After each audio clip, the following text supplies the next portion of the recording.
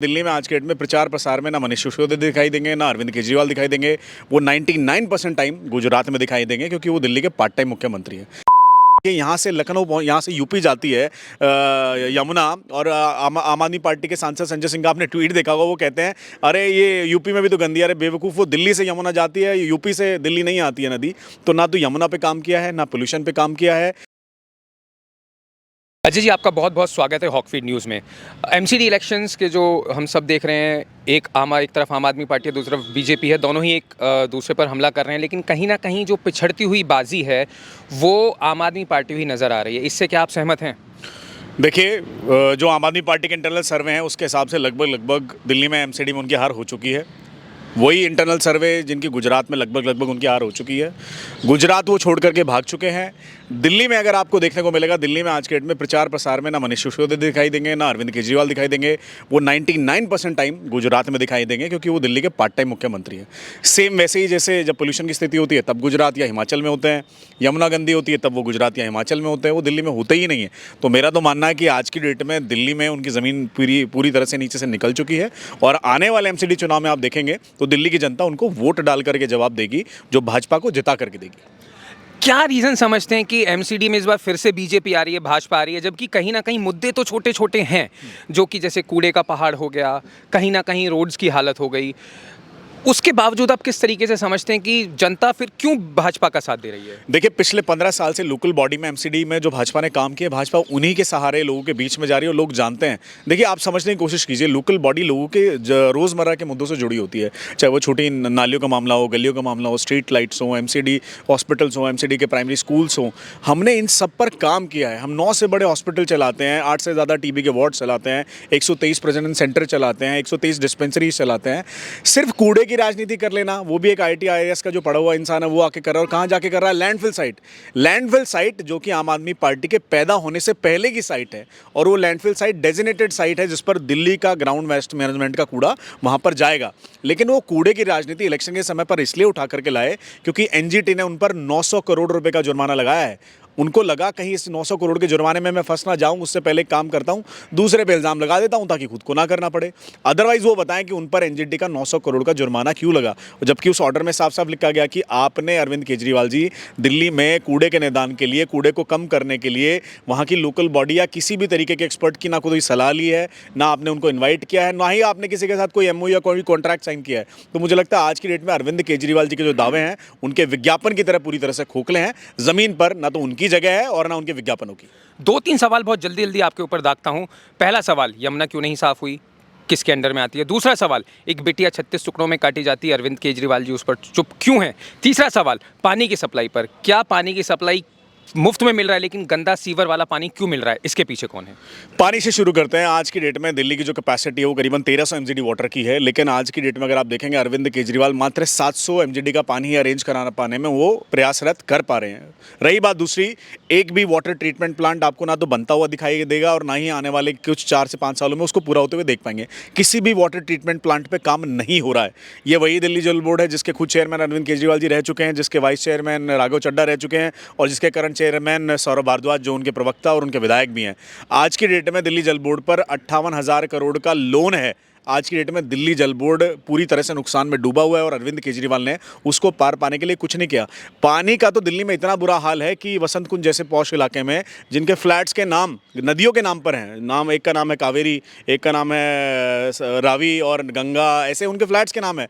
और वहाँ के पॉश लोग को पानी लेने के लिए टैंकर व्यवस्था का सहारा लेना पड़ता है। जिस टैंकर माफिया को खत्म करने के लिए अरविंद केजरीवाल जी आए थे, टैंकर माफिया की सप्लाई डबल हो गई। तो पानी पर फेल। यमुना पर अगर आप चले जाएंगे तो दिल्ली सेंटर से जो बजट इनको मिलता है ना तो उसका इस्तेमाल करते हैं, ना ही कोई एसटीपी प्लांट लगाते हैं, ना इंडस्ट्रियल सीवेज कोई प्लांट लगाते हैं। आप समझ के देखिए, यहाँ से लखनऊ, यहाँ से यूपी जाती है यमुना, और आम आदमी पार्टी के सांसद संजय सिंह का आपने ट्वीट देखा होगा। वो कहते हैं अरे ये यूपी में भी तो गंदी, अरे बेवकूफ़, वो दिल्ली से यमुना जाती है, यूपी से दिल्ली नहीं आती है नदी।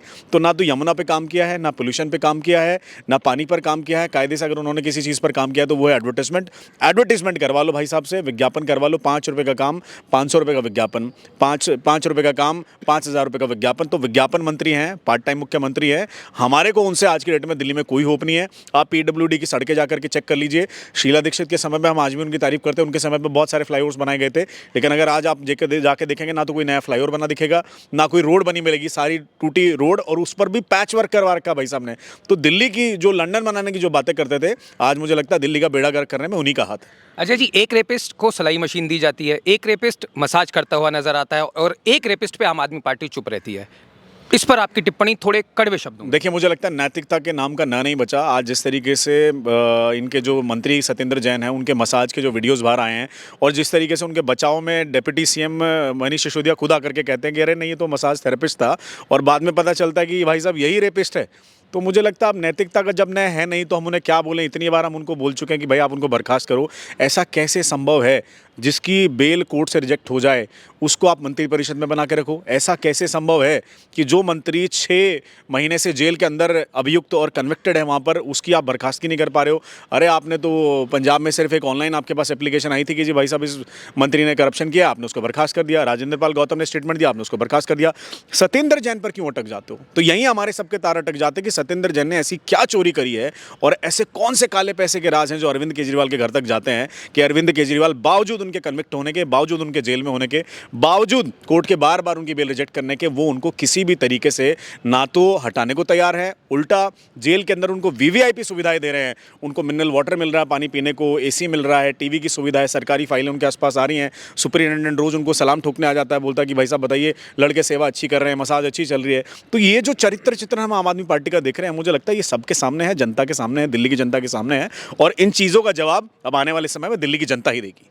अजय जी, आखिरी में ये तो आपने बोला, एक मैंने आपसे सवाल पूछा कि एक रेपिस्ट जब केस हुआ था उसके पीछे खूब मोमबत्तियां जली, उस बिटिया के पीछे उस रेपिस्ट को सिलाई मशीन दी जाती है, एक रेपिस्ट से मसाज की जाती है, एक रेपिस्ट जो कि बच्ची है उस पर अरविंद केजरीवाल क्यों नहीं बोलते हैं, जिसके 36 टुकड़े कर दिए जाते हैं? क्या ये कहीं ना कहीं धर्म की राजनीति है, कहीं ना कहीं हिंदू मुस्लिम का इसमें कहीं ना कहीं अरविंद केजरीवाल गंदा खेल खेल रहे हैं या नहीं? नहीं, देखिए वो रिलीजियस अपीसमेंट तो वो करते ही हैं। अभी कल ही देख लीजिए CIC की रिपोर्ट आई है जिसमें साफ साफ है कि आपने 32 करोड़ की सैलरी मौलवियों को दी है, पुजारियों को नहीं दी।